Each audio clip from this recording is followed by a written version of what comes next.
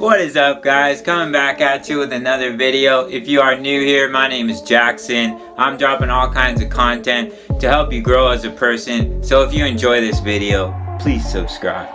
Today we're going to be talking about optimism. Optimistic people, they enjoy their lives more. They're more committed to their goals and tend to lead more successful paths. Now, some people, including myself, are naturally optimistic or happy-go-lucky people, and there are others that really struggle with it. In today's video, I'm going to go over 3 steps to help you become more optimistic. So let's get into the video.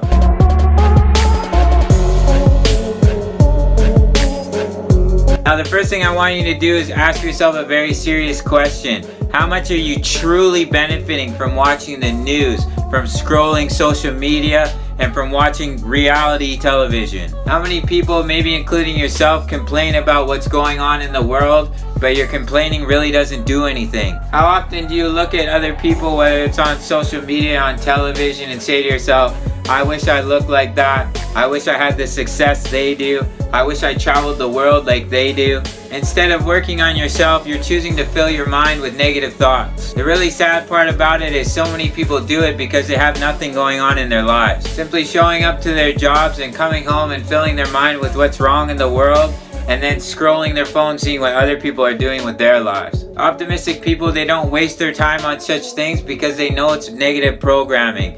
Why not use that time to focus on your passions, to strengthen your relationship, even to practice mindfulness? Look around you, look at all the beautiful things around you, and choose to focus on what brings you joy. Number 2 is to focus on what you can control and seek solutions instead of problems. Life is full of hardships, but it depends on how you look at them that really determines the outcome. Look back on some of your biggest failures, your biggest mistakes that made you look at yourself negatively. Now, a lot of people, they'll look at past failures and past mistakes and they let it define who they are. And I believe this one action is what destroys lives. Remember to remind yourself that you are not your past. This is where having an optimistic mind is so important and will change your life.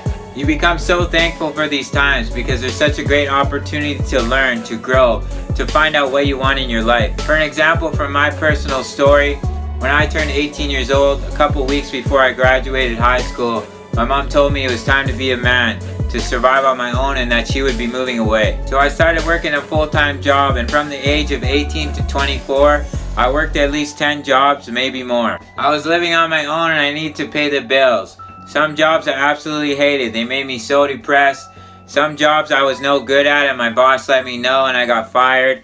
Some jobs I enjoyed. I learned so many lessons from this experience. But if I let the hard times, the hardships, the times I got fired, the times I took rough criticism to destroy me, I would be depressed and I would be miserable. Instead, I'm so thankful for these times because it helped me realize that I never wanted to live my life working towards somebody else's goals. I realized that all these jobs that I was working towards the goal of the company and not of my own. So I began to ask myself the question, if this job paid me no money, would I show up every day?